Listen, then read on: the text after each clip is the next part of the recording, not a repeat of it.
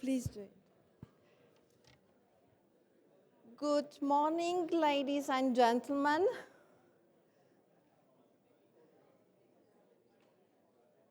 Let's have the seats, because we have a very packed and hopefully interesting agenda.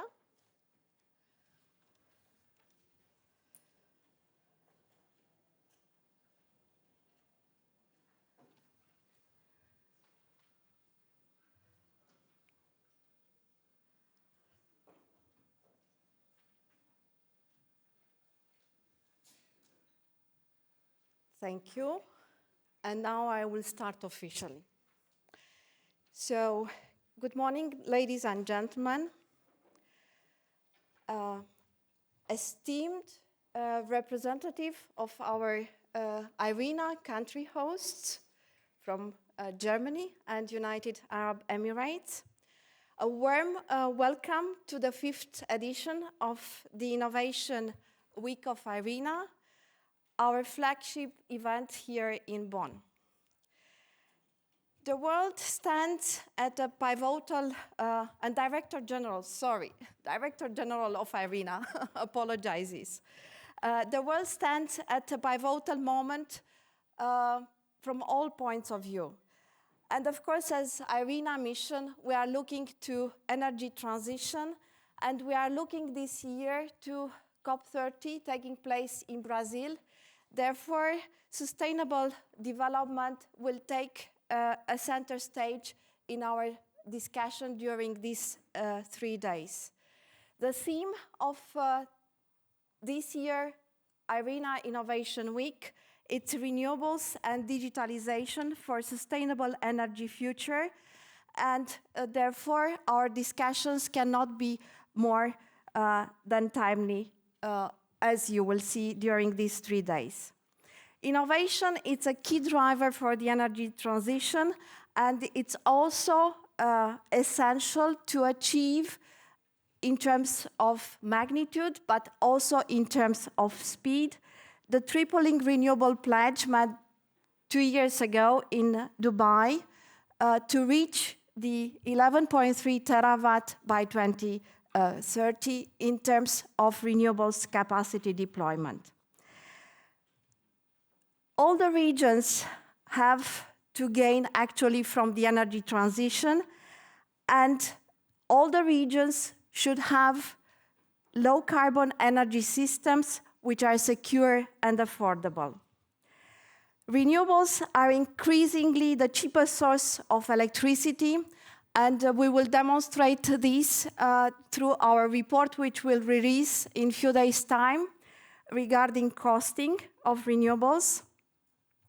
But we also saw that this is driven by solar PV and onshore wind. And of course, new technologies should appear, including in these 2 fields, but also in other renewables technology, and not only. Renewables needs to be integrated into the power system, into the energy system, and therefore we should work also on end use and electricity grids. And last but not least, we should take into account the new developments in the digital field.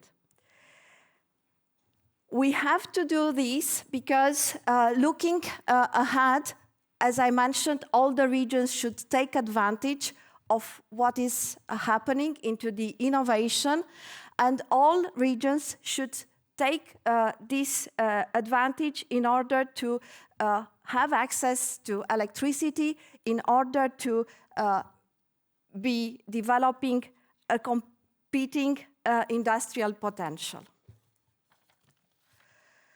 Against this background, context-tailored solutions are needed, not only from technical perspective, but also to foster sustainable development. In this sense, our innovation landscape report, which we aim to deliver in the second half of this year, will fund from these discussions we have during these 3 days of IRENA Innovation Week. As you can see, we will have during these 3 days 2 tracks. One which you saw actually also outside, and you will see also on the slides a little bit later on. It's focused on the innovations in infrastructures for tripling renewables. So we will look at the power system, because electricity will become the major vector for the energy transition. We will look also at digitalisation and end-use systems. And the second track, because I mentioned we work also towards COP in Brazil, we'll look for the renewables-based solution for sustainable development. However, all these 15 sessions you will be able to join during these 3 days were not be possible if we didn't cooperate with 15 partners, and we are very proud and grateful for this cooperation with world-class organizations, and you see on the slides actually our partners, which help us to design the sessions and also to bring content to the discussion. Now, going a little bit into the agenda without revealing everything, but maybe to refresh the minds and to make your choice afterwards easier. So after the opening panel today, we will deep dive in the technical session. One during today is going to look at demand scenarios. So it's not only generation scenarios, it's also demand scenarios, modernization of the power grids, grid enhancing technologies to bridge the infrastructure gap, energy communities. And because innovation, it's all the time related to young generation, we will have during the lunch the IRENA Renewables Hackathon for youth, and you are more than welcome to attend this lunch event. Tomorrow, we will deep dive in the digitalization, and we will look at the use of digital solutions, AI, to enable the energy transition. We will also focus on actually how renewables can supply the electricity needed for data centers and also to train the algorithms. And also we would look at real-world case studies. At the same time, in the parallel track dedicated to sustainable future for emerging and developing economies, we will look to the local value creation, productive uses, as well as the supply chains. And similarly to today, we will have once again the young network, youth network, which will actually bring insights in the AI and renewable nexus. And Friday, we will close by looking at enabling structural changes, investments, in more fragile contexts to ensure the energy transition, as I mentioned before, across all the regions of the world. And we will also look into other energy vectors, such as biofuels or sustainable fuels, hydrogen, for example, to decarbonize our industries. Of course, this is a place to exchange, but it's also a place for those who are working in innovation. Myself, I'm part of this community for quite some time. We look also to establish connections and to bring together different parts of the world in one ecosystem. So with this, I would like to thank you, and I'm looking forward for a fruitful 3 days IRENA Innovation Week. And I will pass now the floor to our Master of Ceremony, Mrs. Felicia Jackson. Felicia, please come next to me. She will actually drive us during these 3 days. She is not unknown to the Innovation Week. She was with us back in 2018, I think, Felicia, and also in 2023. And we are looking forward to your experience in sustainability, finance, and innovation to lead this 3 days discussion. So I wish you a fruitful exchange and conference, and back to you, Felicia. Thank you very much.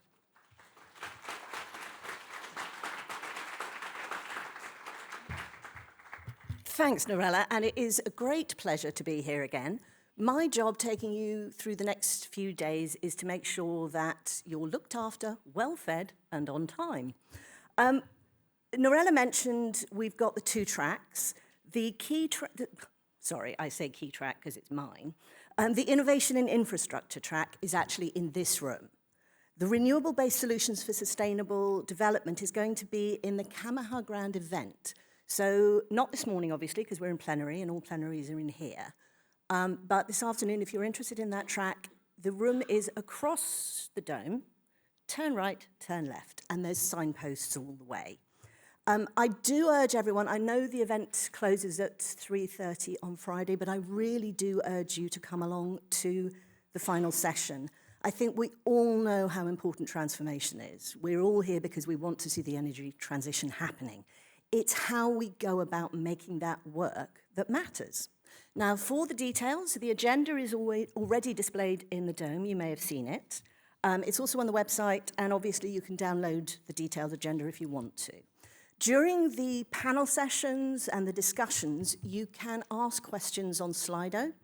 I would urge you to do that. You can get a QR code. It's shown in various different places around the venue. You don't need to download anything. It'll just actually happen. For those of you who've seen it, you should all have been sent a meeting application. It's literally just a web-based application which you can sign into and will help you see who's here, network, and of course we urge you to network as much as possible. You can either do it in the dome, there's the fantastic balcony overlooking the river, obviously in the dome you can also get your coffee, that's where we'll have lunch, and always, always, always wear your badge, because that's what gets you into the sessions and into each day of the conference. All of the sessions are actually going to be recorded, and they'll be available on the IRENA website after the fact. So if you want to attend 2 sessions at once, you sort of can. And there'll also be a summary report with the key messages.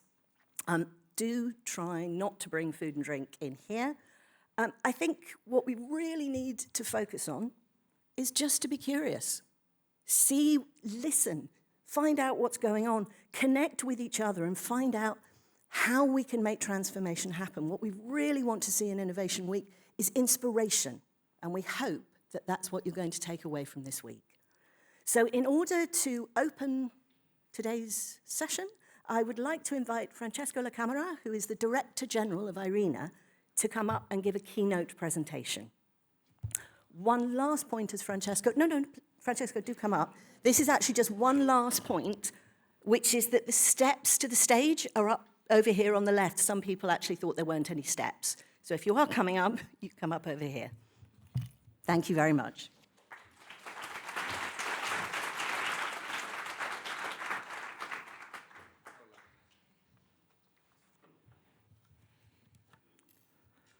So thank you, Felicia. Thank you, Norela, for your welcome. Dear all, buongiorno a tutti. Good morning, everyone. It's a great pleasure to welcome you all here in Bonn for the IRENA Innovation Week. Today, as Norela says, marks the 5th edition of this event. I'm especially pleased to welcome our high-level guests joining us this morning. And to thank all of you, policymakers, innovators, entrepreneurs, researchers, and system operators for your presence and engagement. This year's theme, Renewables and Digitalization for a Sustainable Energy Future, is not only timely, it is essential. It reflects IRENA's deep and continued focus on innovation for renewables as the driving force of the global energy transition. IRENA, as the custodian agency of the global tripling target set by the historical UAE consensus at COP28, tracks progress of the global energy transition. Last year was another record-breaking year for renewables. IRENA's data shows that 585 gigawatts of installed renewable power generation capacity was added worldwide in 2024, with renewables accounting for more than 90% of new power capacity overall in 2024. This is a powerful signal of change. Innovation is no longer optional. It's just indispensable. It plays a critical role in helping us stick to our global energy commitments while creating new opportunities for all, particularly in a world of growing geopolitical fragmentation. We have most of the technologies we need at our disposal.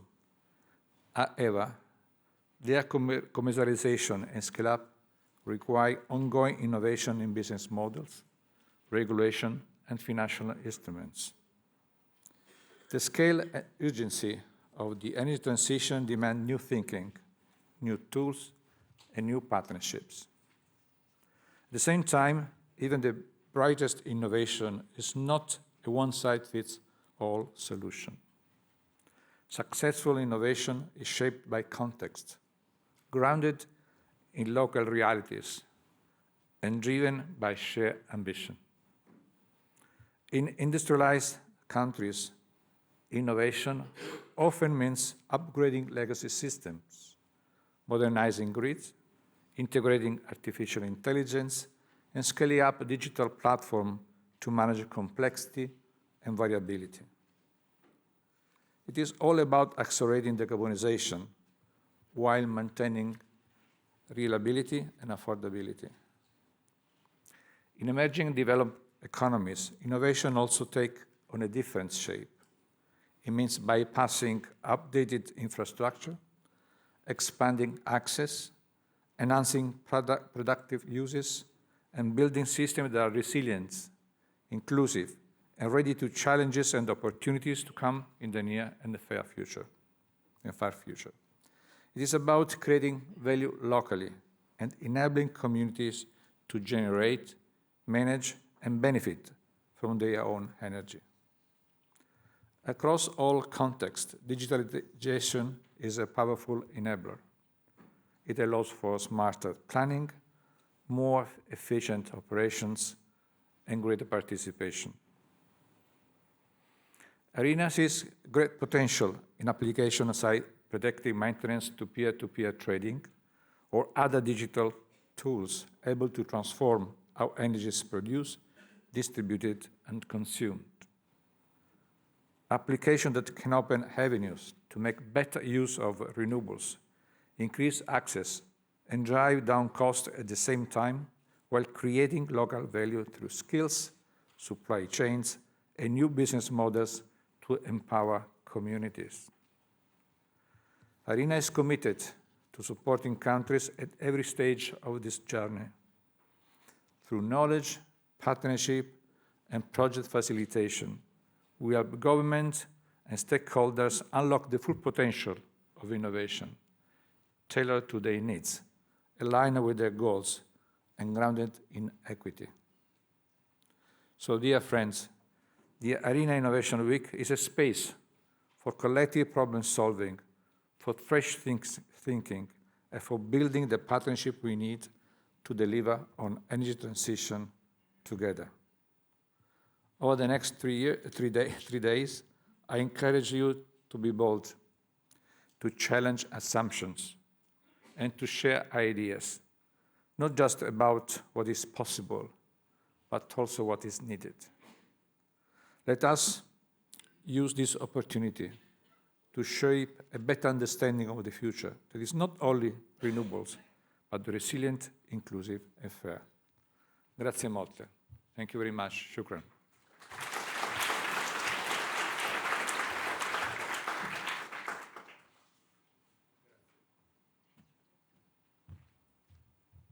Thanks, Francesco. Could I invite our next speaker up now? Michael Hackethal is the head of division for the Federal Ministry of Economic Affairs and Energy in Germany. He's been working with the department since 2008. And before joining the Energy Department, he's worked on bilateral trade relations with Eastern European countries. He's been leading the team on multilateral energy and climate cooperation at the Ministry since 2019. So hopefully he's going to have a lot to say.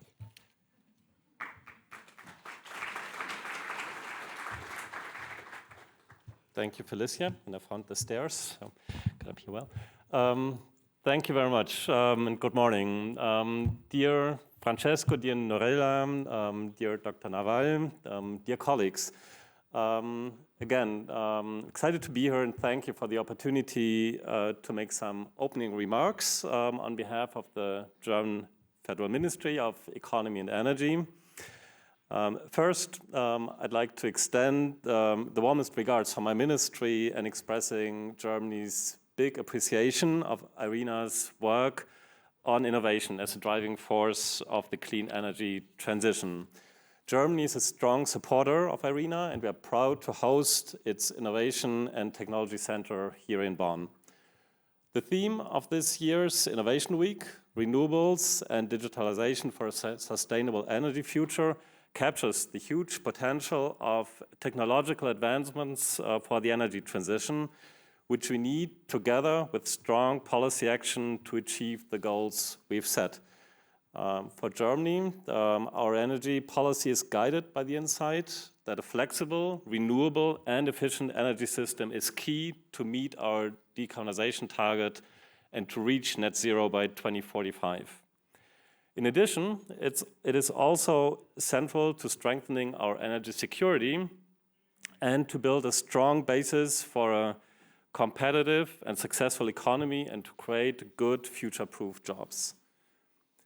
Similar to Germany, across the globe, also other countries are considering how to best tackle the endeavor of accelerating the energy transition, ensuring energy security, and carving out a strong position for themselves in future global markets for clean energy and related equipment and technologies.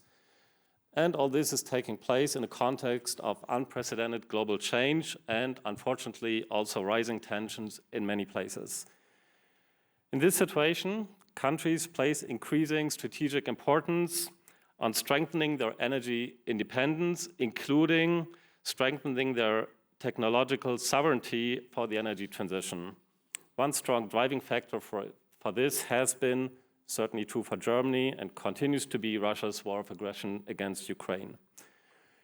In this more fractured international landscape, while we all strive for more sovereignty in innovative key technologies, Germany still remains a firm believer in that our markets need to remain as open as possible for trade and investment. It is only in this way that we can reap the mutual benefits of international cooperation for the good of the energy transition.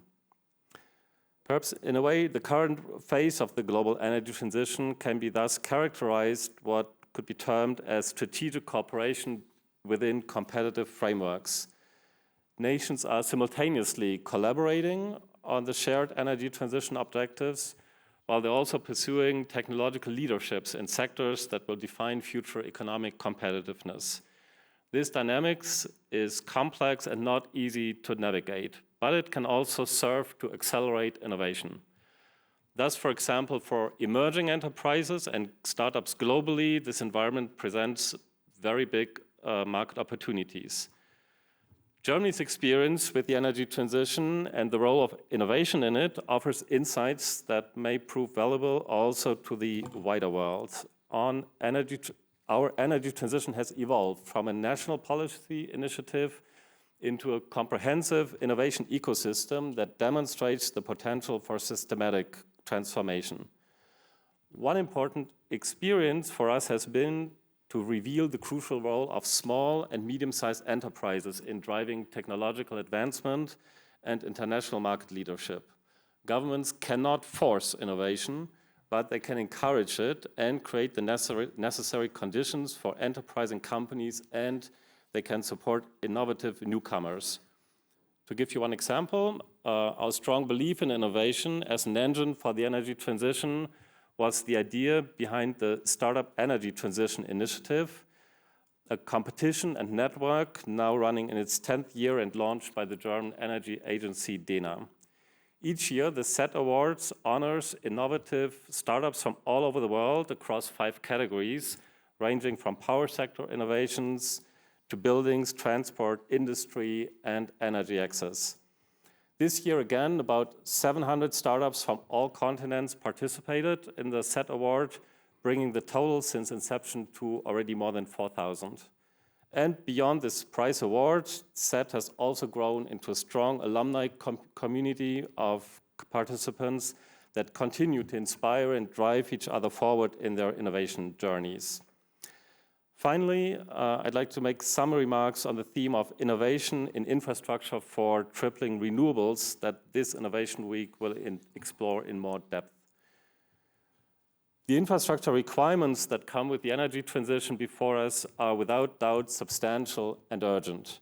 To achieve the tripling of renewable capacity by 2030 that was already referred to as decided in or outlined in the global stocktake at COP28, we require breakthrough innovations in grid flexibility, energy storage technologies, green hydrogen production, and digital integration systems.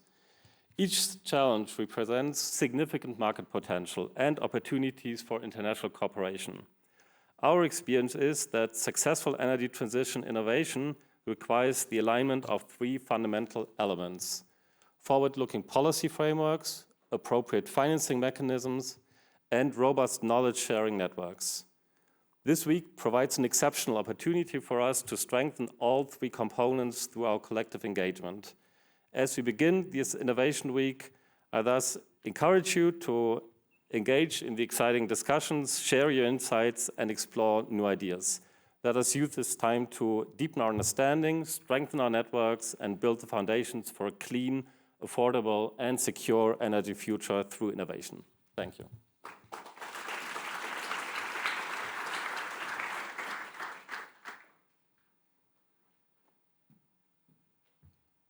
Thank you, Michael. Could I now ask Dr. Nawal Al-Hosany to come to the floor to give us the perspective from the UAE as the host country of IRENA in Abu Dhabi. Her Excellency is the permanent representative of the UAE to the International Renewable Energy Agency, and she's previously actually was the executive director of sustainability at Masdar's Abu Dhabi's renewable energy entity. She also directed the Zayed Energy Prize, the Future Energy Prize, which is now recognized as the Zayed Sustainability Prize, and she is an active jury member. Dr. Al-Hosany.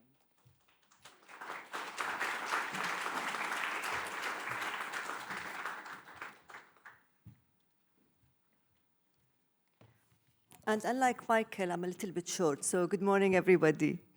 Distinguished guests, ladies and gentlemen, esteemed colleagues, innovators, and champions of renewable energy transition, good morning, and a very warm welcome to the IRENA Innovation Week 2025. It's actually a great privilege to be opening this gathering of pioneers, scientists, entrepreneurs, policy leaders, and visionaries, all united by this common mission to accelerate the global transformation towards renewable energy. This is actually more than a conference. I think it's a movement where innovation becomes the spark, the collaboration becomes the fuel for a more sustainable, inclusive, and resilient future. We meet actually at a very defining moment. Climate change is no longer a distant threat. It is lived reality.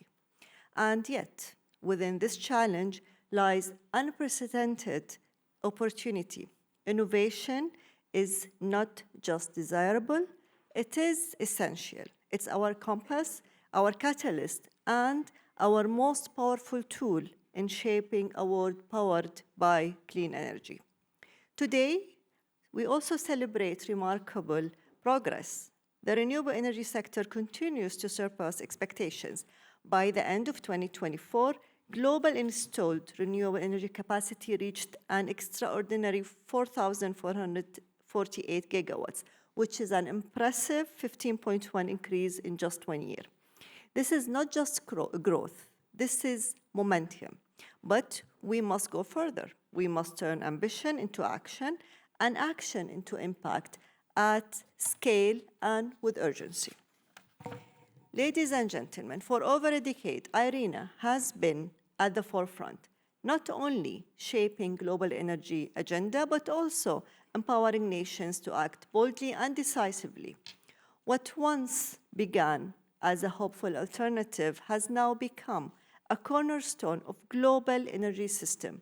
Renewable energy is no longer the future, it's actually very much the present. The UAE is very proud to have played a leading role in this global journey.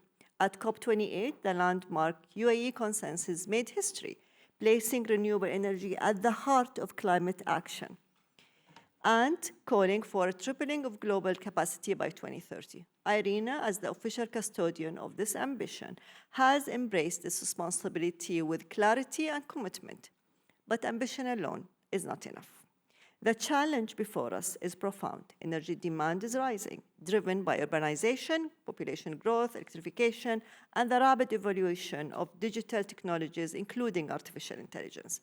To meet this demand sustainably, we must innovate faster, act smarter, and most importantly, include everyone.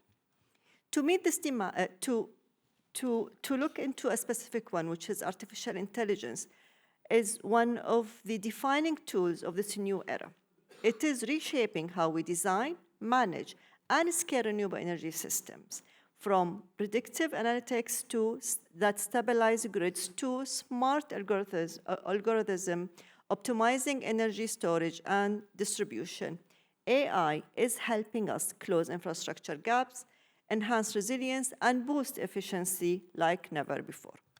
This week, under the theme of innovation infrastructure for tripling renewables, we will focus on bridging the most critical barriers, modernizing infrastructure, securing resilient supply chains, and unlocking the full power of digitalization. These are not merely technical tasks, they are transformational imperatives. Ladies and gentlemen, energy transition is no longer limited to our ability to generate clear power, but by how swiftly, reliably, and equitably we can deliver it where it's needed most. This is a moment for bold leadership, for visionary partnerships, and for integrated systems that are not smart, but just. In the UAE, we have seen that what innovation can achieve. From just 10 megawatts of renewable energy a decade ago, we now operate over 6 gigawatts, and we aim to reach 14 gigawatts by 2030. The recently announced 5 gigawatt, 19 gigawatt solar plus storage project in Abu Dhabi, a collaboration between Masdar and AWEC, will deliver 1 gigawatt of clean, uninterrupted power. This is innovation in action. Looking ahead, AI will be instrumental in designing the integrated energy system of tomorrow. Abu Dhabi is exploring an AI-driven water and energy platforms, a centralized system that connects power, water, district cooling, and petroleum networks to enable real-time decision-making, predict demands, and optimize performance for millions of users. This is a vision of smart, sustainable governance made possible by technology guided by purpose. Ladies and gentlemen, let us make this Innovation Week a launchpad for ideas that transit limits, partnerships that drive progress, and technologies that shapes a better future. The future is renewables, the future is intelligence, the future is ours to build together. Thank you for being here, for your leadership, and for your unwavering commitment. Let us innovate boldly, lead with purpose, and light the way forward. Thank you.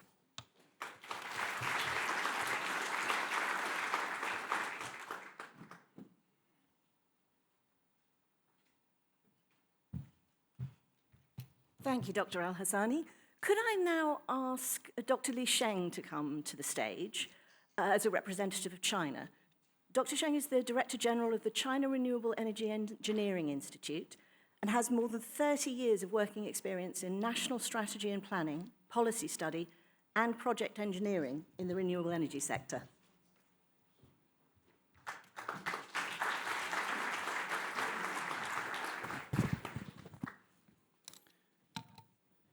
Thank Felicia's introduction.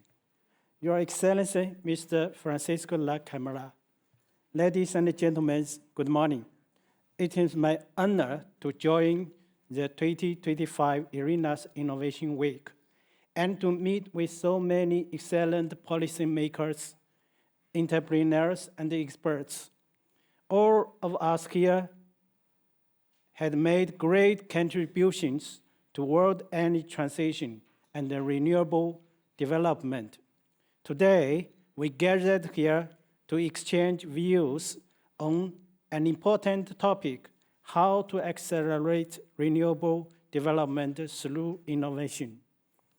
As we all know, renewable has experienced incredible growth over the past decade. For many years, renewables have been the majority of newly added power capacity. During this progress, innovation, including in technology, market mechanism, and business models, have played a leading role. As China's leading think tank in renewable, we, CREEI, have taken part in and witnessed its rapid growth. Along the progress, we have observed how innovations stimulate development. Today, I'd like to share a few highlights of China's experience and practice. First, strong legal and policy support. In 2008, China has enacted the Renewable Energy Law, and last year, we issued the Energy Law. This landmark legislation paved the way for an innovation-driven energy development. We are committed to build a national innovation ecosystem, which is guided by national strategy, led by enterprises, driven by market needs, and supported by industry, academia collaboration. Second, encouraging key research and development. China deploys the competitive selection mechanism in major national energy R&D program, which effectively sparks innovations. We have also refined policies to support the development and the demonstration of first-of-its-kind energy technology and equipment. Third, boosting corporate innovation. Energy companies are at the center of the technological advancement. We support leading companies in forming innovation joint venture, enabling them to make original breakthrough and become modern industrial chain leader. Fourth, integrating technology with industry. Take digitalisation as an example. On power generation side, digital technology have enabled innovation like smart solar PV production lines and intelligent offshore wind operation and maintenance. On grid side, digitalization facilitates information share across generation grid load storage chains, improving system efficiency and reliability. On demand side, it enables new new models like smart industrial parks and energy-efficient cities. Last month, we just published the China Renewable Energy Development Report 2024. Here, I'd like to thank Director General Francesco La Camera for his insightful and encouraging remarks. The report shows that by 2024, China's total installed capacity of renewables reached nearly 1,900 gigawatts. It takes 56% of the national total power generation capacity. In 2024 alone, 373 gigawatts of renewable was installed in China, accounting for 86% of the added power capacity nationwide. This remarkable growth not only made great contribution to the global energy transition and climate action, but also spurred local economic and social development by providing three key benefits. More jobs. By 2023, China renewable energy industry supported approximately 7.4 million jobs, including manufacturing, construction, and technical services across hydropower, wind, solar, and other renewables. Dynamic economy. Renewable have become a green engine for regional growth, generating investments and tax revenues, modernizing local industry, and accelerating regional economic development. Better lives. China's energy transition has supported poverty eradication and rural revitalizations, meeting people's growing desire for better lives.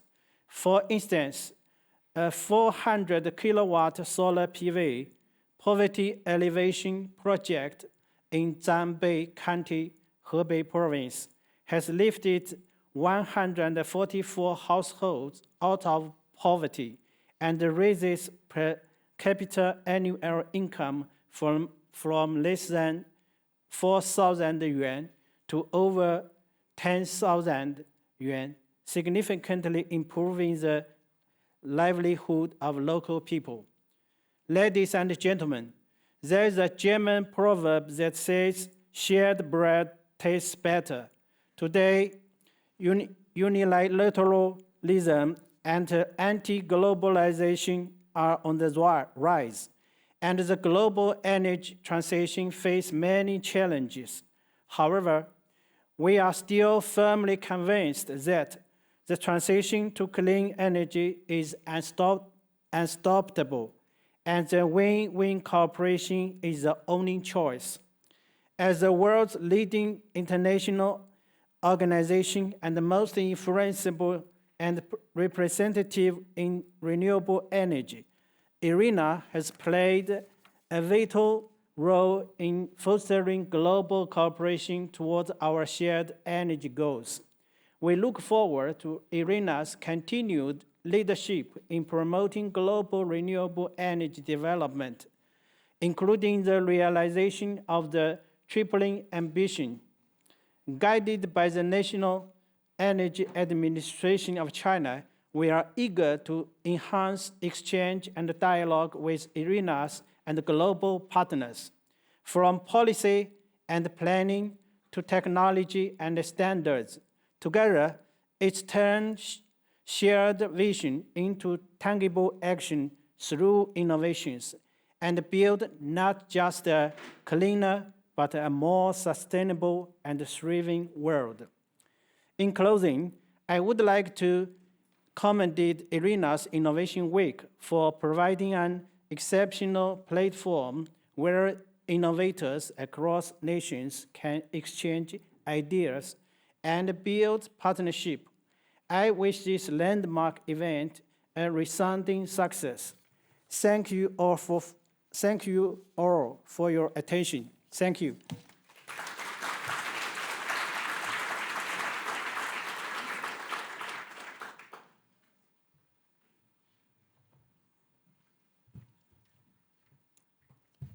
Thank you all for that. I think it's really important, and the thing we've heard from a lot of the keynote speeches is that while we're talking about innovation to accelerate the energy transition, what really matters is that energy transition itself is not a goal. It's energy transition with renewables as a means to enhance sustainable development, the well-being of people, creating opportunities. Innovation is a way that we can make adaptation and mitigation work together. For the financiers in the audience, there's some research that's just come out that shows mitigation often comes out of adaptation projects. What we really need to see is action on the ground. And how best to remind us about the impact that innovation locally can have than a young entrepreneur from Africa, Mr. Yohannes Bimrew. He's the founder of HuluSolar and was the first place winner of the IRENA Rising Stars in 2024. So, Yohannes, could I ask you to come to the stage while I say that HuluSolar is a community-based renewable energy initiative, and it brings reliable energy access to off-grid communities in Ethiopia. Yohannes is also part of the IRENA network, so he's going to talk today about how renewables can not only help the climate goals, but how it can change and improve lives. Yohannes.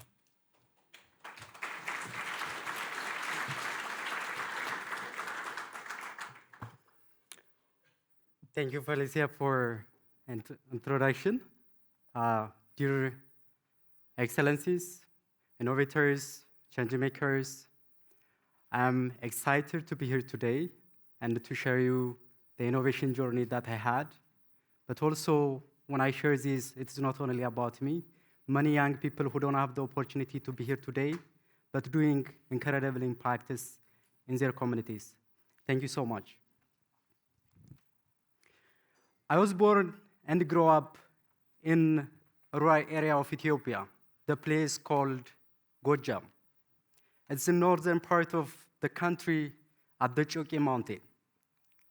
This is one of the places where agriculture is the only economic activity. So as a son of a farmer, I grew up helping my parents doing agricultural activities.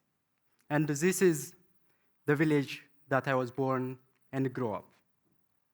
So every time, because there is no access to technology, infrastructure, and education, I needed to travel more than 2 hours every day to reach out to school. And after I come back, I needed to read using kerosene lamp and firewood for my studies. Many people in my community, including mothers and children, travel long distance to gather firewood for cooking and also lighting. So many people pass through these challenges, including my mother, who passed through the effect of the emission of the firewood and undergo surgery because of the effect it created. So I grew up seeing many people suffering because of lack of access to energy.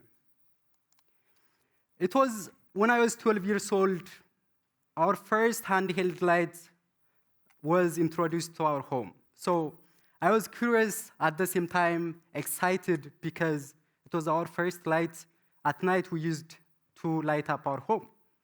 So it didn't take long to open to see what is inside. So I opened it.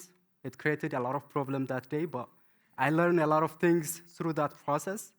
So not only fixing the lights, but also I started repairing hand lights in my community. And that was when I fixed the first light. I knew bringing access to light is going to be my destiny. So I started innovating, installing lights, putting batteries in bamboo tubes, and installing in my small villages. So when I moved to the city for the first time, that was the first time I had access to electricity at night, so I could study. But my community still lives in darkness, not having access to energy. So every time I go back to my community, I go back with energy solutions. Not only that, it was a time that I understood not only my community, but 64 million Ethiopians don't have access to energy, which 35 million of them lives from 5 to 50 kilometers away from the grid. That is why I decided to innovate with the small workshops that I had in the city. When my teacher asked innovative project in class, I developed a multi-purpose mechanical charger and lighter that can give light up to 5 hours with a small mechanical energy of 5 to 10 minutes. So I could charge my phone using lighting for reading and also using for light up our home.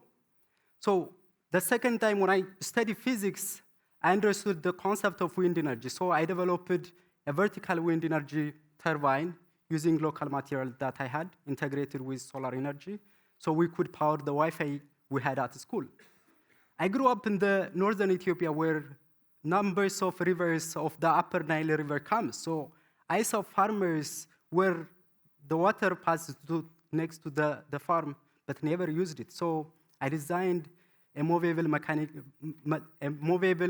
hydroelectric power generator with all the resources that I had.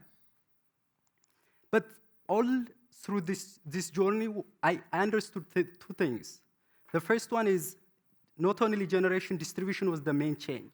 Another thing is I was doing it all with the resources I have, not because I had engineering background or mentorship. So I got the MasterCard Foundation scholarship to study in Costa Rica, where I had the opportunity to learn about agriculture, sustainability, and energy, and work with young people who come from different backgrounds and lead the Renewable Energy Research and Investigation Center. I traveled even the most remote area of Costa Rica, where they have more than 99% access to renewable energy. I learned something. So when I come back to Ethiopia, I found HuluSolar Energy, a renewable energy community-based initiative dedicated to transforming, bringing access to energy, specifically solar home systems, and develop productive use of energy solutions for rural areas. So we didn't stop there. So we start giving capacity building for young people. Not only us, but we can reach communities for the first time access to energy. Through this project, students no longer have to read using kerosene lamp, so we can extend their reading time up to 5 hours each day. Mothers don't have to struggle staying at home full of smoke and internal household emission, so they can access to energy. Farmers could connect directly to know about agriculture and sell produce, distributing more than 800 solar energy products in 23 rural villages, bringing access to more than 9,000 people. But that is just the starting. As HuluSolar, with this project, we want to electrify 100,000 households and increase our impact out to 1.5 million people by 2030. This all couldn't happen without the support of IRENA.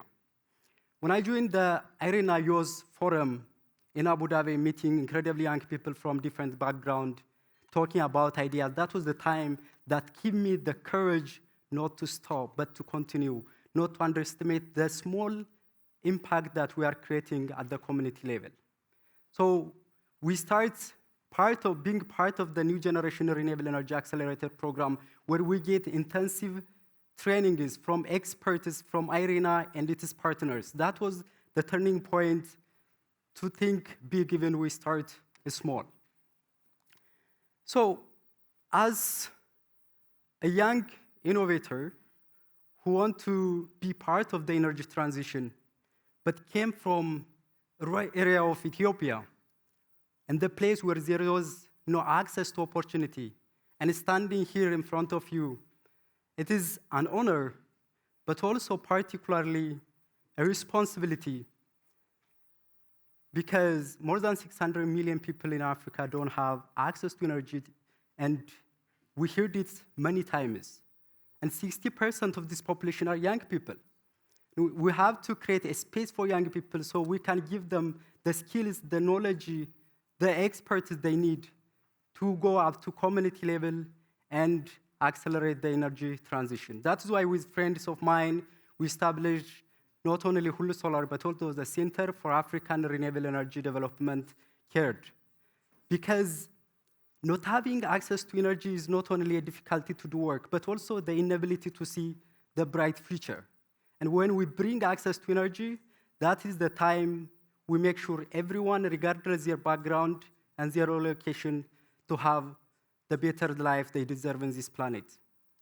Thank you so much.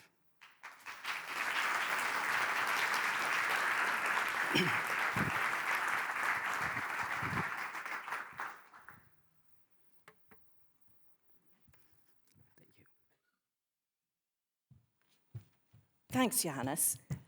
We all know that the global transition towards sustainable energy is accelerating. It's driven by the increased deployment of renewable energy, lowered cost, performance improvements. We know that innovation is fundamental to the success of the energy transition. So we're going to have a high-level dialogue talking about the different ways in which regions can benefit, talking about the different ways we can make it possible to have resilient and affordable low-carbon energy systems. So for the purposes of this session, I'm going to introduce your moderator, Gauri Singh, who is the Deputy Director of IRENA, and she will be introducing all the different panelists.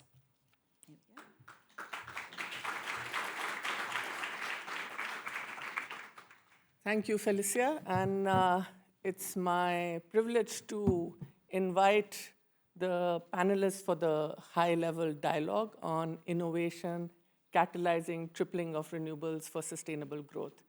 So let me first invite Yoshiomi Yoshino, who's the director at METI.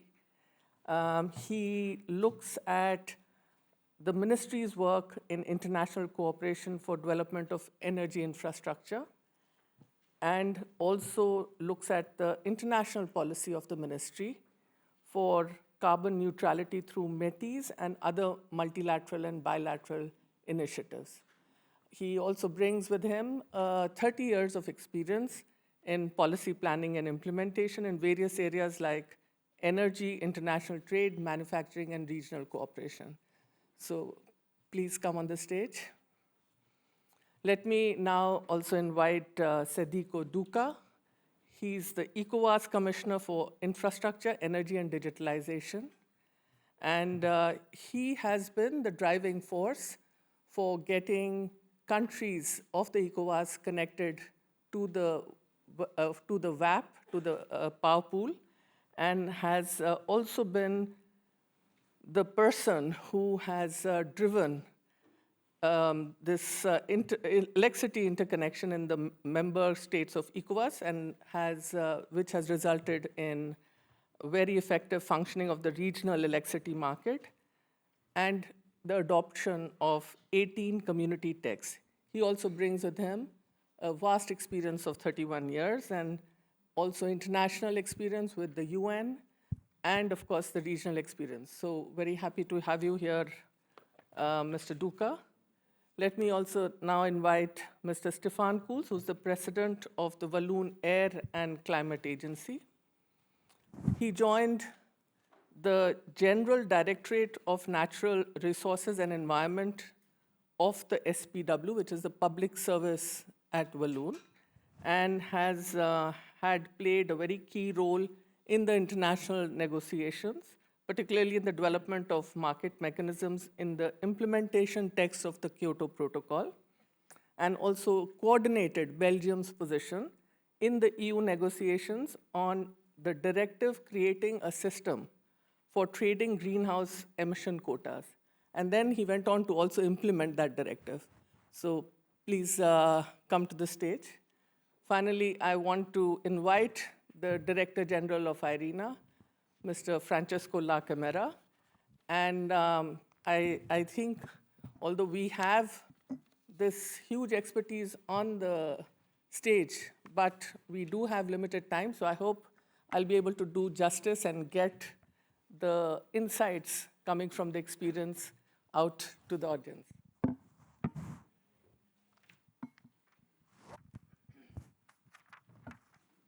So innovation, as you would have known, being from this community, IRENA has done a lot of work and has a huge and substantial body on innovation.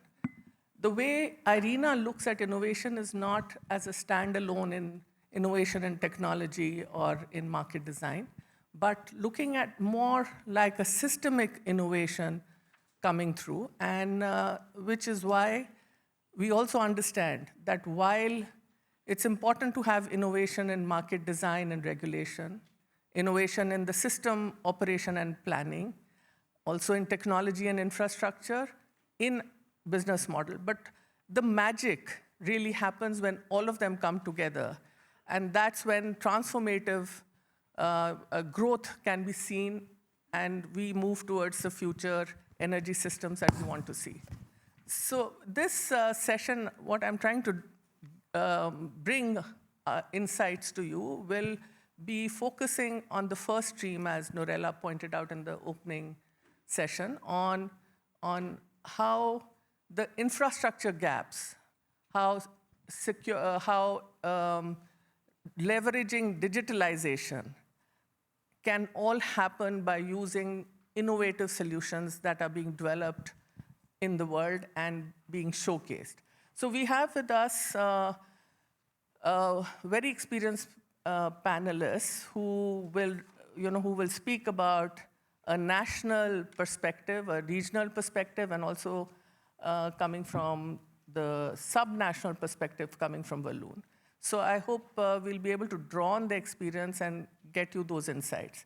But let me start first with Francesco. Francesco, you've just come back from Brazil, where the Brazilian government and IRENA were there to launch this very important global coalition on energy planning. Now, I think this particular initiative is really taking the long-term energy planning to the next level by a very innovative look at how long-term energy should be done, keeping in view the lens of investment strategies. So it'll be, if you can expand on what the thought process is, that'll be very helpful. Thank you, Gauri.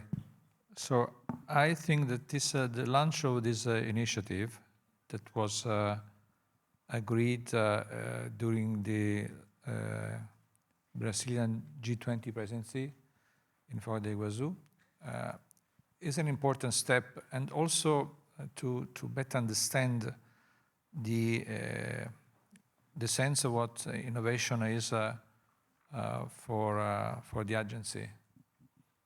So when we talk about innovation, we are not only talking about technologies.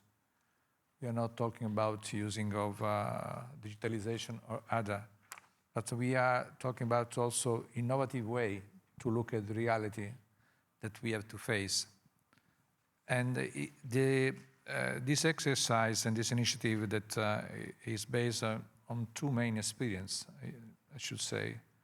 One is the long-term planning that is being one of the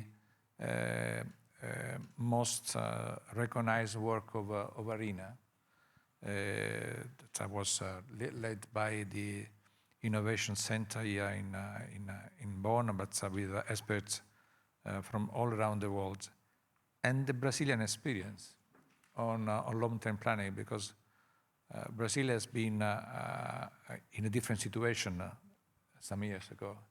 So the way they have been able to put together demand and supply and finding the way to make these two reality be consistent one another was through their long-term planning experience. And they've been able to progress in the use of renewables that now is almost all that we have in terms of power capacity, using this instrument to make matching always demand and supply. This way to look at reality is also a way to look at innovation. So trying to have a better understanding of the reality. And this, I think, is something that's, the Brazilian presidency of G20 asked IRENA to be the secretariat of this initiative. And we will have for the first 2 years enjoying the chairmanship of Brazil. So this is there's something that we have to understand, that the energy system that we are building, and as has been said by my Chinese friend, this process is unstoppable. And this remember me when first this qualification was used in the 2019 high-level dialogue in New York, where someone was questioning if the transition was going to slow down or not. Possibly make some mistake on the use of monetary and real term in making analysis. But it comes to me this idea to call the transition as unstoppable. And I like to see that this word is still alive and say making the narrative. And so looking at this doesn't mean that this system will be forever. One that will be consolidated probably will be something will be coming after. So we have to understand that the reality is always in movement. And what we have is always the capacity to look with different eyes and in a way to be consistent with what's happening and what create in terms of future for better serving our community. So I think this is the sense of this long planning initiative, is the sense that is at the heart of our work. Innovation is not only a technical or technological aspect, it's how we see the reality and how we fit with the reality is changing, try also to transform it in a way that is more consistent with the increasing wealth and fairness that we look for our communities.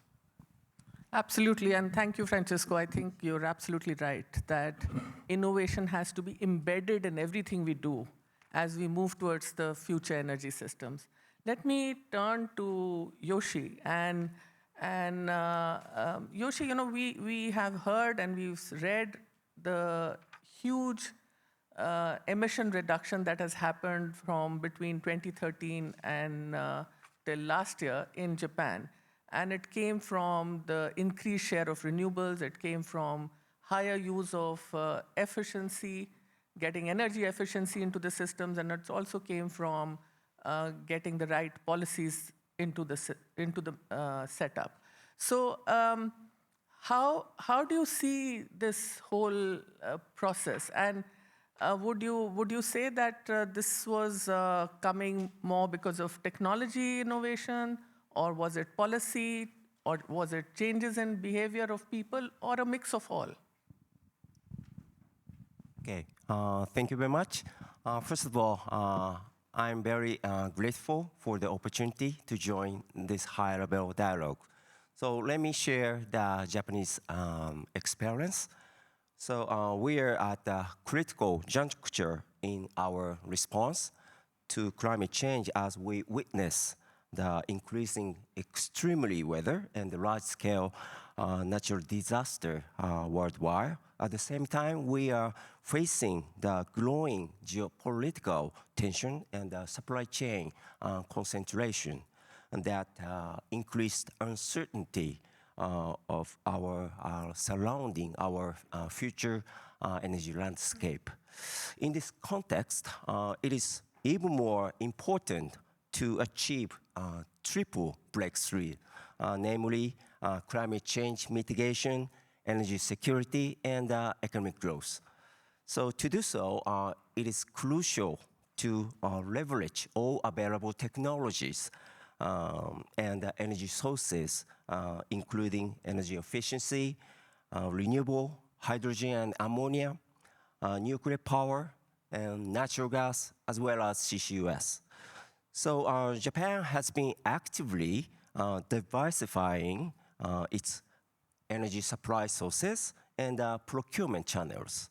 So regarding renewable energy, since introduction in feed-in tariff in 2012, the share of renewable energy is our power mix has doubled from 10% to 20%.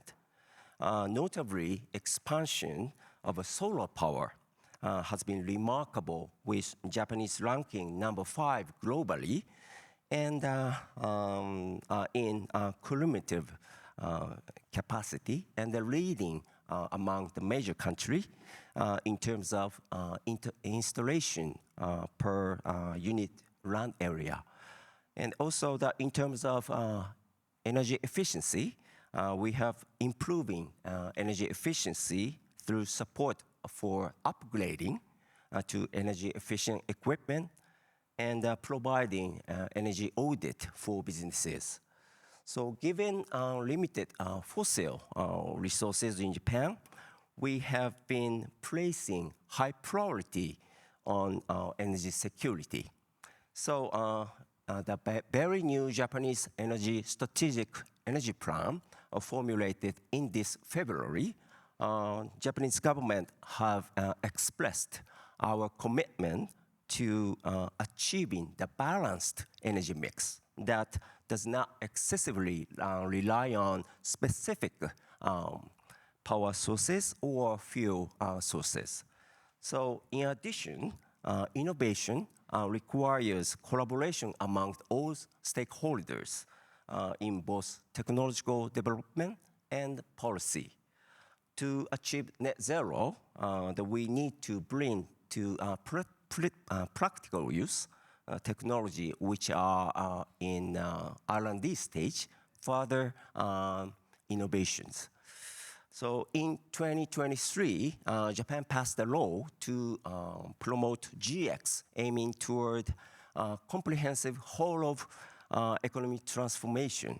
So specifically, Japan, we have started to issue the world first sovereign GX transition bond.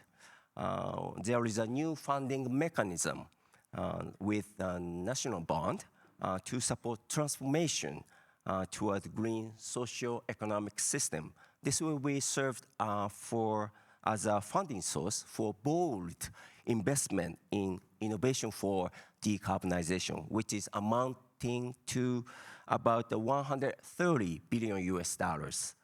Through these initiatives, we will promote energy conservation and developed innovative technologies such as floating offshore wind, perovskite solar cell, and hydrogen reduction steelmaking, and so on. We will also promote more than 1 trillion US dollars in public and private investment over the next 10 years to achieve GX and enhanced industrial competitiveness. Thank you. Thank you, Yoshi. I think this was, a real example of how the priorities that have been set by the government, which is energy security and everything getting aligned, whether it's diversification of the fuel mix or it's getting a diversified supply chain and procurement into the mix and coming together with technology advancements. So absolutely a very, very different and an innovative approach to moving forward.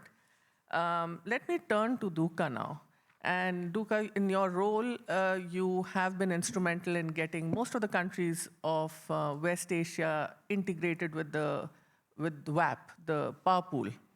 And you've got this market functioning, the electricity market functioning, but there's still challenges of the infrastructure and also challenges of the transmission challenges. But more importantly, I think it's also about converting the huge potential that the region has for harnessing renewable energy into bringing that into the grid. So could you take us through what your challenges have been and how you have addressed them, and how you've actually been able to also use the modern technologies and digitalization in doing so? Okay, thank you. Thank you very much for IRENA for your invitation.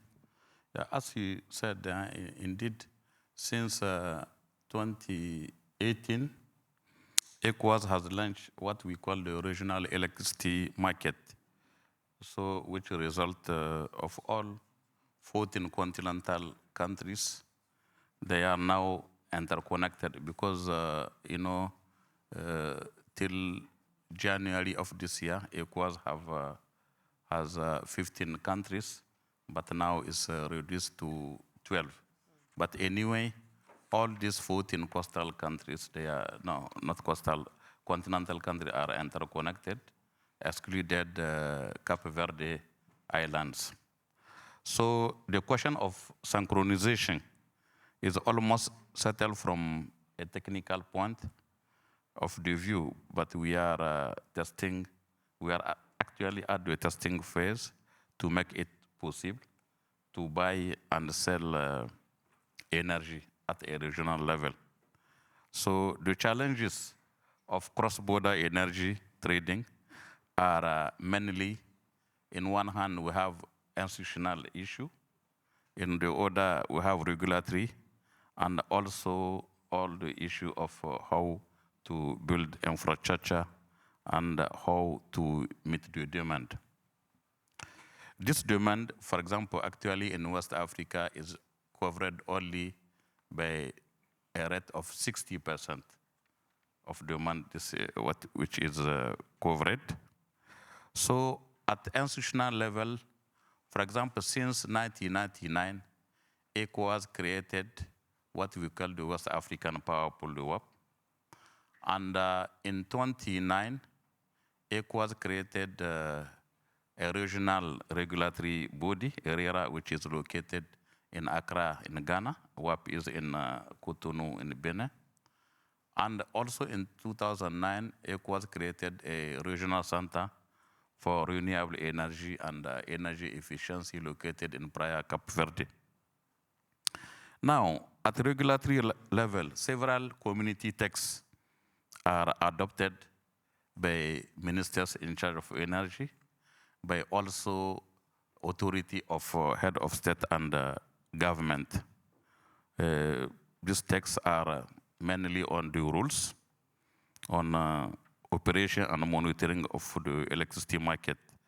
For example, there is a text on sanction to be applied, a text on how to secure cross-border trade with a view to a free, fair, and transparent trade between all the actors or stakeholders on service charge.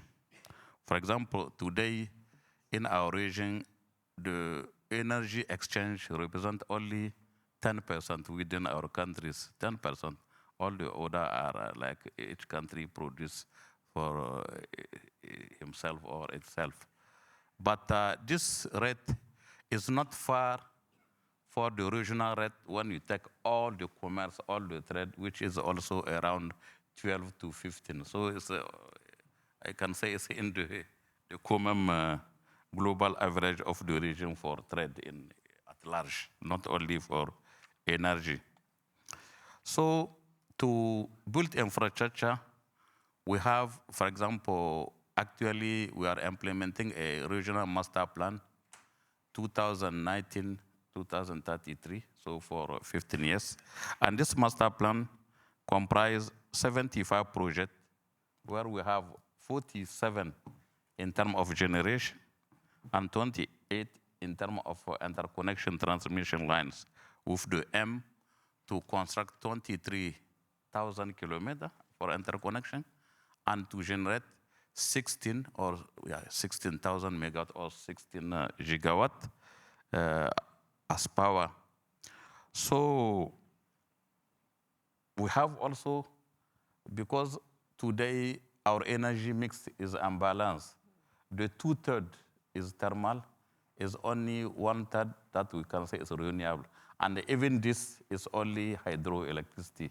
When we take the solar, the wind, the percentage is less, maybe 1 to 2% or less than that. So this master plan has as objective to produce 30% of this 16 gigawatt coming from solar or coming from wind energy. So the other part of our question on digitalization, you see the issue is that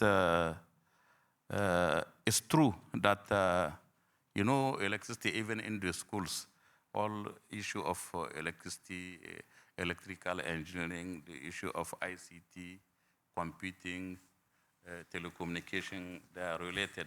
So obviously,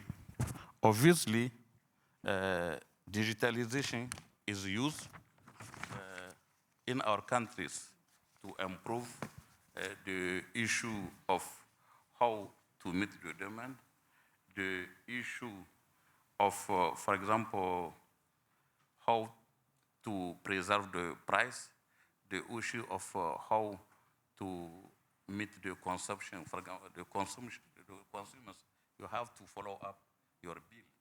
So all this we have, but honestly, to be honest to you, it's not well developed because even the telecommunication or the IT is not really developed. For example, the internet penetration is still low. The roaming between countries is still like the implementation. We have a roaming law, but the implementation rate is only by now, I think, around 35%. And there is issue of cybersecurity, how to protect our critical infrastructure in our countries, because it's not issue to use IT or digitalization. There is issue also how to protect it, how to use it. So we have this challenge. So I can say that it's true. In some countries, we have what we call smart grid. We have it, but when you compare to the overall infrastructure, it's marginal, I think. Thank you. No, absolutely, Duka. I think, national policy is complicated enough, but when you move into managing the market regulation for a number of countries, as you said, 12 countries now with ECOWAS, it becomes even more so. And getting them all to synchronize, follow the same code and the text is it's quite a challenge. I do hope that ECOWAS will keep moving forward on the master plan of getting much more renewables into your grid and will move from 30% to a higher number. But clearly, there will be many challenges along the way, but I think, just being able to get these countries well in tune is a good first step that the ECOWAS has taken. Let me turn to Stefan. And, Stefan, we know that Walloon has been at the forefront of climate action. And, we've seen a lot of work that's being led by Walloon.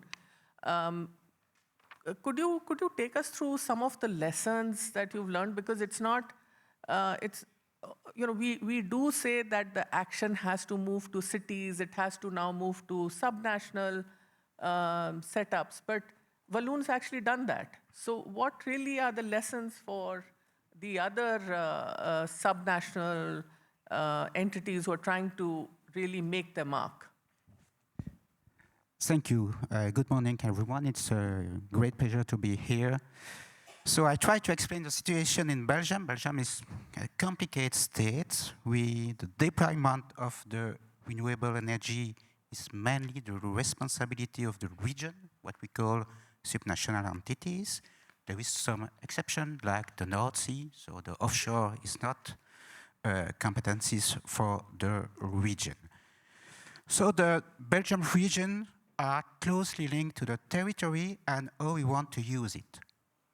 As you can see, there is a reason why decentralization of energy production is one of the main works for my government, especially for my Minister of Energy. The region are also responsible for the distribution network of energy and for the permits. It's also a big responsibility. We have a lot of difficulties with the permits. And if I look back to the Walloon situation in terms of the development of renewable energy 20, 25 years ago, I must say that the situation was not so good. My region is not the best place to have the sun. We have not a direct access to the North Sea, as explained before. We have not big mountains, so it's difficult to implement dams. Nevertheless, we decided to create a good ecosystem to develop renewable energy, especially for the production of electricity. with the implementation of a green certificate mechanism as support of the production. It's a market process. So we are in 2025. We have now a lot of new difficulties because the share of energy renewable is increasing. So the major difficulties is the permitting and the acceptance of the project. If I look for the Belgium at the Hackethal, we have 5 gigawatts of wind projects who are blocked in a state council. So it's a big share of project. So it's difficult to have a clear vision when this project will arrive on the market, when deliver energy. And it's something very difficult. If I look on the other side of the difficulties that we have, it's the capacity and the update of the grid. On this situation, we have a long-term planned investment. So there is some difficulties to match the situation with the permits, with the situation of the plan to increase, to update the grid. The other difficulties that we have is that the green certificate mechanism is reaching its limit because, and it's a good news, the technology is decreasing, the price of technology is decreasing, so it's good news, but on the other hand, we have a lot of windfall profits, so there is a big cost for the Walloon government, so it's currently being revised. And the new government is looking at some new solution to improve the system. We are also facing in a new difficult situation about the financing of the project, because we need to find solution for industry, for other kind of project. And since the recent energy crisis, we have shown that energy prices model can be extremely volatile. So it's very difficult to work with that. So we need also to include the cost of the avoid CO2. And I think that the government will look into new instruments like contract for different also this kind of system. And we really need to increase investment in the grid. But the difficulty also that we have that if invest in the grid, we increase the electricity price. And if increase the electricity price, there is no incentive to use electricity, which are the best way to decarbonize energy production. So we need to think about, and we also think about the future of the European energy market, and we need more interconnection. And Belgium and my region are very well connected to other countries, but we need to improve in the future because we have to be in mind that we need collaboration between all the countries to reach a target in 2050 of the European energy. Absolutely, and I think that's why innovation has to play such a key role in developing the energy systems of the future, because every time you think you have a solution, a new challenge appears. And you're constantly looking at whether it's market design, whether it's regulation, whether it's thinking about affordability, but all these would require continuous innovation and policy and technologies. So, Yoshi, let me turn back to you. And with the kind of diversification in the mix that you have planned for Japan, I'm sure it brings its own challenges, and it brings a huge amount of need to leverage AI, to leverage smarter grids, to leverage the digitalization tools that are available. So could you talk to us about how that's being visualized, how that's being envisaged in Japan? Thank you.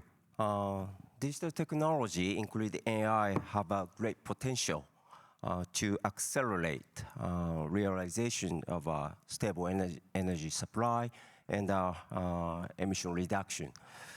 And they can do this by increasing energy efficiency, improving weather forecast accuracy, and optimizing renewable energy generation. For example, the use of AI is expected to help optimize energy use beyond the level human can achieve, leading to higher level of energy saving, as well as improved productivity through factory-wide DX. To this end, Japan has updated its energy efficiency policy, optimizing the system as a whole with digital technology. In addition to introducing high-efficiency equipment. In addition, Japan is using AI to optimize renewable energy generation. And so Japanese companies are using AI to predict weather condition more accurately and make better use of storage batteries. And furthermore, Japan is also prone to natural disasters. So digital technology is very important for disaster prevention. So we are enhancing introduction of a decentralized energy system. Thank you. So a decentralized system that can take care of any natural disasters that come.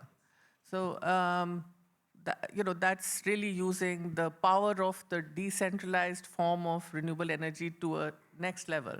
But let me turn to you, Duka, and talk about using decentralized renewable energy solutions for closing the access gap. Because that's naturally, I would imagine, a big challenge that you face in ECOWAS, of how do you address the access gap and also push the sustainable economic growth in the countries that are part of the ECOWAS. Okay, thank you very much. I think you touch one of our main challenge, particularly the challenge of energy access in West Africa, because presently this rate is only 52% of energy access within the 15 or the 12 countries the same. So today, for example, only 4 to 5 countries have exceeded an access rate of 60%. Only 4 or 5. We have some countries, they have maybe 10 or 15% of energy access. So at the level of ECOWAS Commission, we are implementing 2 regional access projects, one of which focuses exclusively on off-grid solar system, what you call ROGEP, Regional Off-Grid Energy Access Project. So it's funded by the World Bank, by the Clean Technology Fund, and also by the Dutch government, Netherlands. So it covers 19 countries, so including other countries which are not ECOWAS members. And one of the components related to the creation of favorable or enabling environment, and it gives a grant to small and medium enterprises that intervene in the energy system. This component is implemented by ECOWAS. We have a project implementation unit.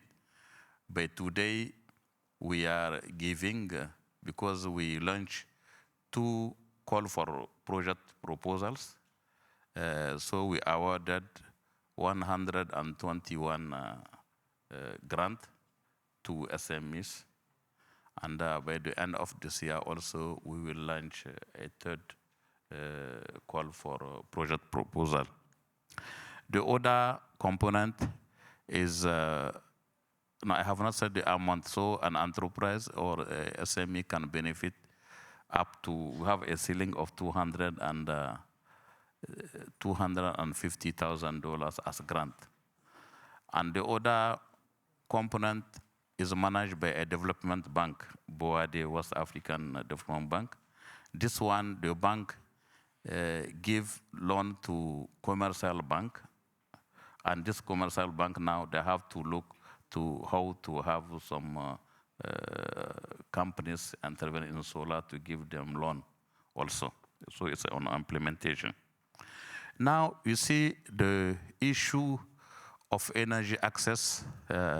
In all our countries, they create rural electrification agencies. So what we are doing at just is we complement what our countries or member countries are doing at national level. But when you take the rural area, or in general, the issue is the tariff. You see, the average tariff today in our countries is 24 cents per kilowatt hour. I am sure that it's very expensive for the Japanese man. Where you see maybe our price is, you have to multiply your price by 6 or by 5 to get our price.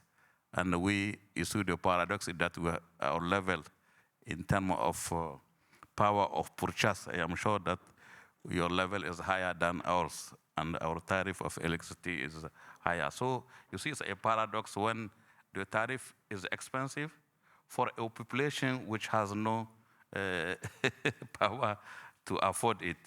So this is one of the challenge. The other challenge is how to attract investors, particularly when we have energy access project in a rural area, which when we take the public power utilities, they prefer to focus more on urban or peri-urban than in rural, because in rural, even the demand is lower, and the people, they don't have money to afford the tariff. So so maybe some government they give subsidy, and sometimes when you give subsidy, IMF, World Bank, they can tell you, no, it's not normal that you have to. But as a government, you are obliged sometimes to harmonize the tariff. All the citizens have to pay the same tariff at the national level, you see. So, but some theory will tell you, no, leave it like that, free. So you bring electricity everywhere or energy everywhere, up to the population to buy or to don't buy or to consume or not. But I think this one is government issue. So electricity is like education, is like health, is public service. So we are not there to access to electricity, it's like water also.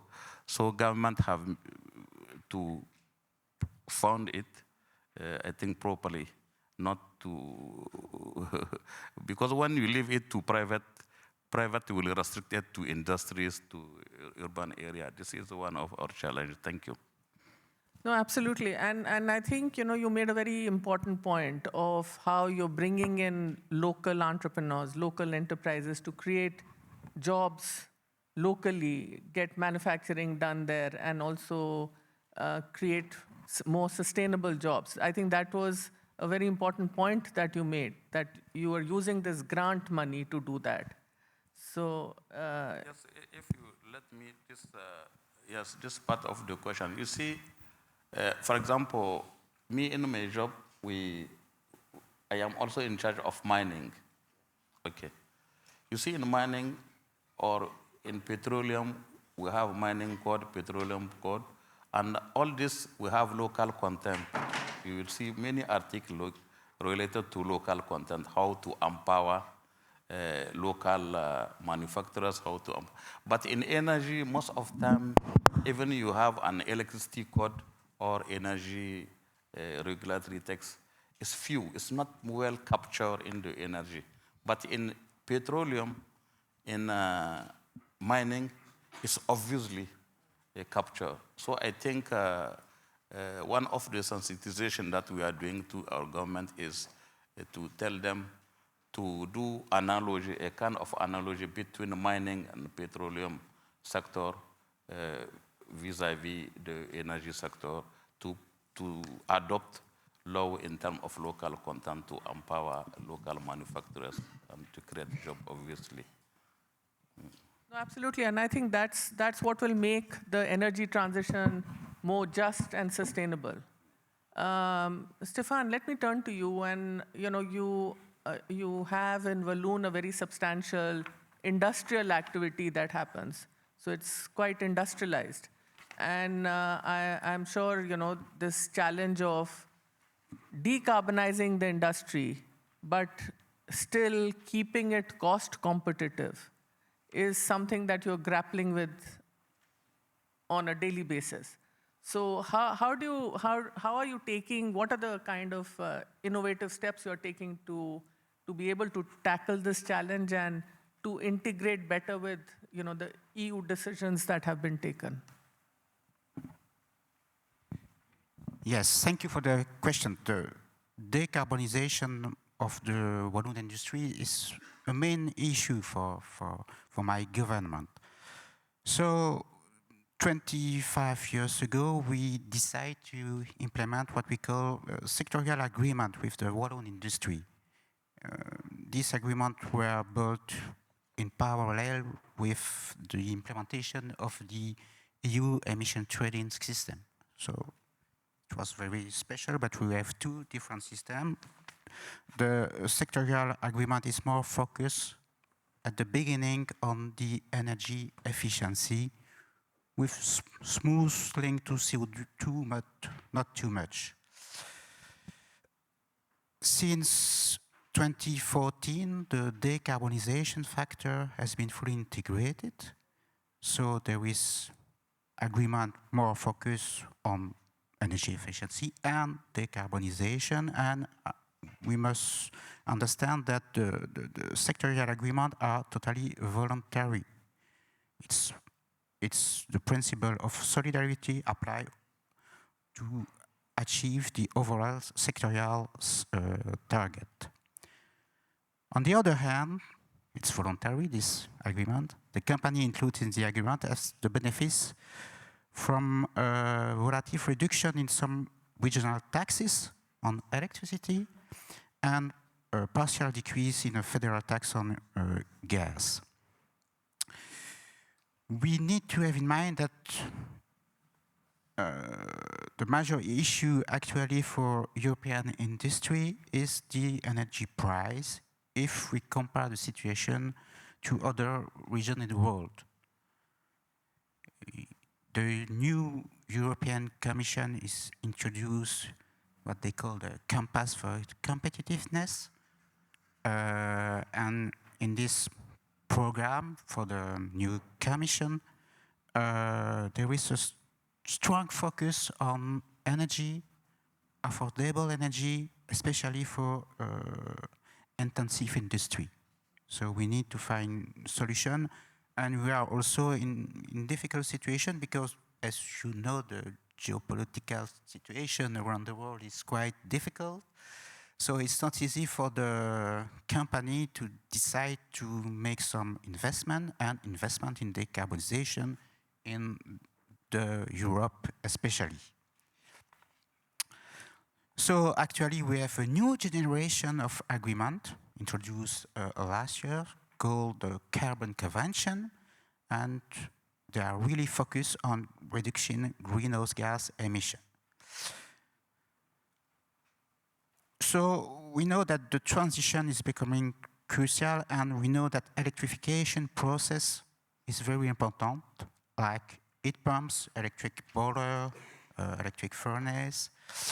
So with this kind of industry, they can use this technology, but in Walloon region, we have a lot of industry which are more linked to cement or lime production.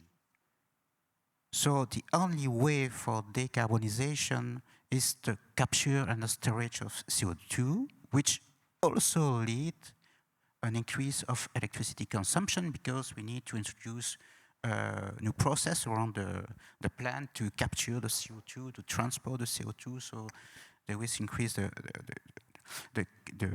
consumption of electricity. The cost of the transition for the Walloon industry will be very high. Sometimes for some industrial plant in the Walloon region, it's more than 500 million euro for only one plant. they expected to have a better CO2 price in the emission trading system to compense the cost, but it's not the reality. So we are in difficult situation to produce this low carbon new product. We need market, but we need market who buy products who are more expensive, or we need to give subsidies to this production. So it's quite complicated actually. So the Walloon government is actually looking and to find solution to improve and to give a chance for the European industry to continue the way to decarbonization. No, thank you so much. I think that really is the next big challenge of how do you get the industries to decarbonize but still keep the products that they produce affordable and competitive. I think, we've kind of got a good sense of innovation in actual motion hearing from our panelists. And I want to now turn to Francesco and get him to give us some, his closing thoughts. It's quite clear that there are these huge challenges that countries face, regions face.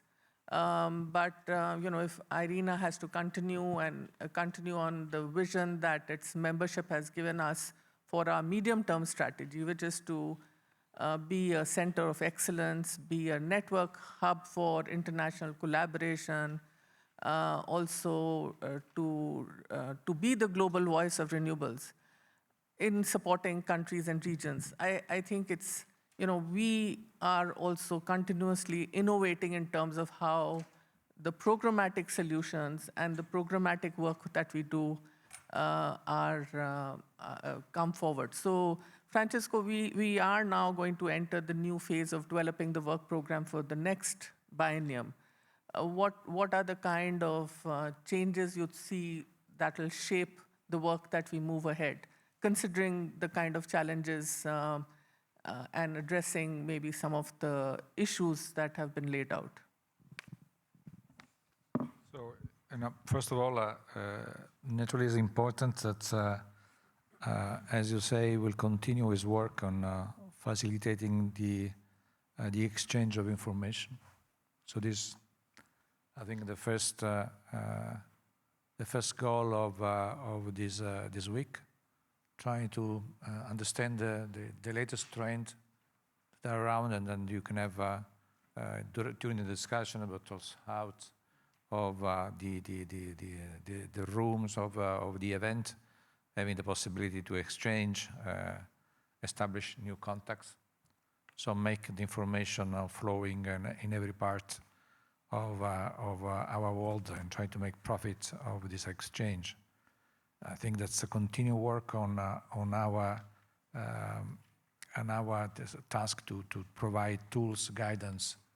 I think our work on innovation reports, I think it's something one of our most appreciated activities. But what was also important is trying to continue to innovate in the way we look at the reality. I think that we gave a great contribution in understanding why we are not going so fast in the transition, establish new records, but not keeping the pace that we need to keep for being in line with the achievement of the Paris Agreement goal, the identification of the three barriers that we came with our narrative, and the infrastructure, the legal environment, and skills. I think that's it gave new light in the way we can look at the reality. Also bring the discussion that we are having these days in the other occasion to our regional work. Because globally is one language, but when we talk about the region, the language has to be specified and take into consideration all the circumstances. So the work on the regional level should be continued, in my point of view. I think that the upper experience is already providing results that are in front of us in terms of new projects or new capacity to prepare a bankable project that is, I think, is important. Also, attracting new interest in the work that we are conducting in Africa. This also will bring in our work in the Central Asia region that will be, I think, critical for accelerating and providing new clean energy for themselves, but also for the world. And naturally, what we are planning to do in Southeast Asia, that will be relevant. You know, we all know that Africa and Southeast Asia will be the regions that will make the Paris Agreement live or not. So I think that should be important to bring in all regions the message and the experience of innovation. I was very pleased to learn that Vietnam has finally joined the organization. I think it's a good step. So we see that the Southeast Asia want to be more in the play. This is relevant. What is important is trying to keep consistency in our language, also in the innovation. But you know that I think that our organization in the last years has been sending as far as possible honest, clear, and consistent message. So I think this is important for guiding innovation. No? When there is clarity on, we are very much helped by the clarity in the statute. They make very clear what we are for. And so that's make it perhaps for us easier to be consistent. But the consistency in the messages of IRENA, I think, is one of the reasons the work of IRENA has been already much more appreciated year after year in the world. So naturally, the challenges are enormous. IRENA cannot be solving all the problems that we have. We see this fragmentation that is increasing. As has been said by Chinese colleague, we are naturally concerned about the difficulties for the multilateralism to work effectively. I think it's something that is not just the renewable or the energy transition, but all around. So we need to send a message that naturally working together and collaborate in the competitiveness in a competitive world, but we have to collaborate anyway if we want to make the competitiveness we serve the wealth of everyone. I think the IRENA is an organization that is a little bit of magic, because still we can bring some dreams and some hopes for the work to join, to make people getting a better standard of life. Everything we do, when we have success, we are changing lives of the people.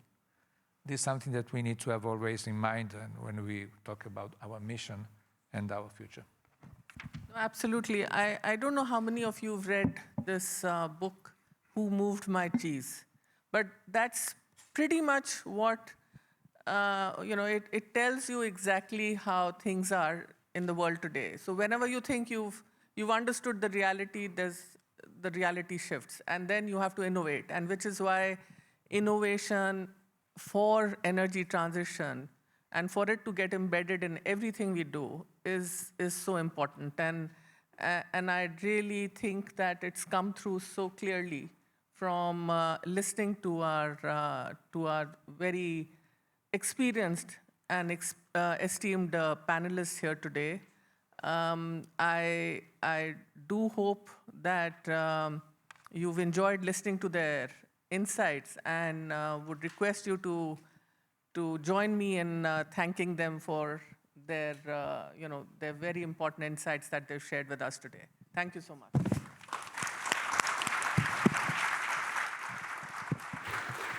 Thank you to our panelists and our keynote speakers. If you could stay on stage, and if our keynote speakers could come up to the stage for a photograph, that would be super. And while we're doing that, I'll just give you all a heads up on what's going on. There is the Youth Hackathon is starting at 12 o'clock in the Kameha Grand, if you'd like to attend that. And then lunch will be in the auditorium. But I urge you to stay around, because we've got a couple of milestone signings, an MOU and a partnership. So if our speakers could come up. And can I say, I really, really enjoyed that panel. The thing about innovation is everyone focuses on technology, and it's this idea that it's about policy and regulation and finance, industrial collaboration, even the law. It really changes the way we think about it, and hopefully we'll have some brilliant ideas come out of the next few days about how we make it all more fit for purpose.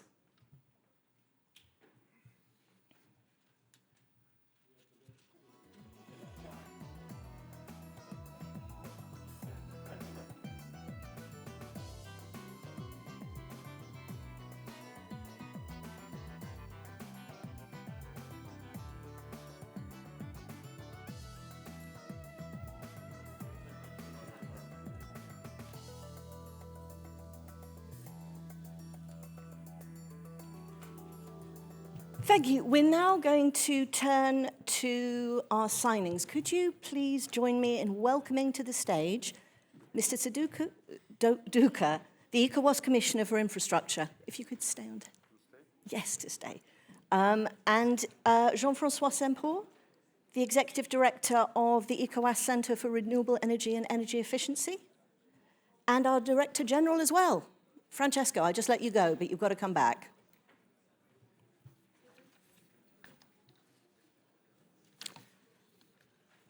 Just to keep the rest of you in the loop, you do need to be back in this room for this session at 1:30. The renewables session is going to be starting in the Kameha Grand at 1:30 as well. And the MC there is going to be Nolwazi Kumalo, the program officer at IRENA. So this afternoon is the blue track here, the innovation and infrastructure, and the green track, modernizing power grids. So here, we'll be looking at demand-side narratives.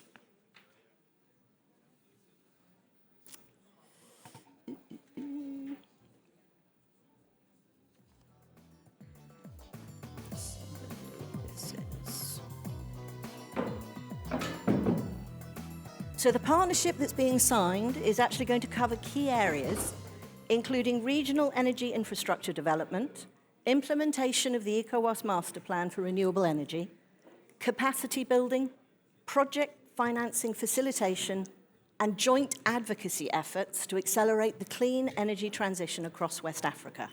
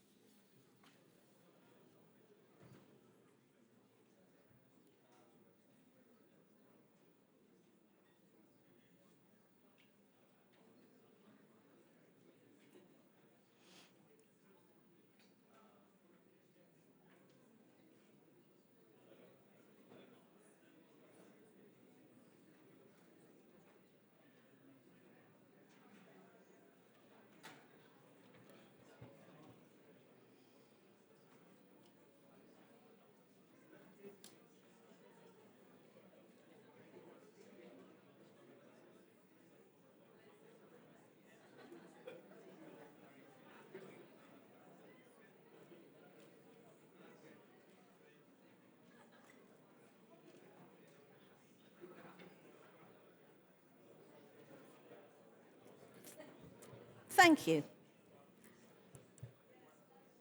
Mr. Duca and Mr. Sempour. Oh.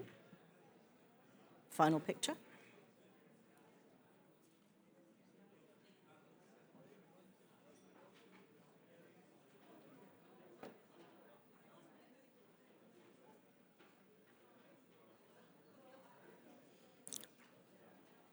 Mr. Duca and Mr. Sempour, could I ask you both to take seats in the audience? Thank you. Yeah. And Francesco, if you could stay on stage for the next one. So you stay for the signature of the partnership agreement.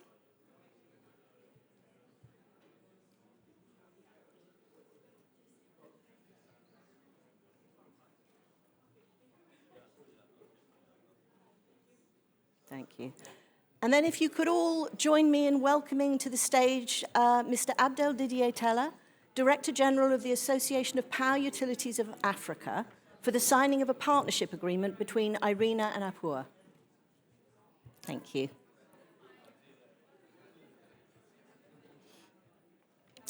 This partnership will be advancing collaboration on capacity building for power utilities and knowledge exchange on renewables and green grids, as well as promoting access for utilities in Africa to project funding and de-risking through IRENA's CIP and ETAF platforms. The partnership will also facilitate the cooperation of APUA and Utilities for Net Zero Alliance, the UNEZA, which is supported by IRENA.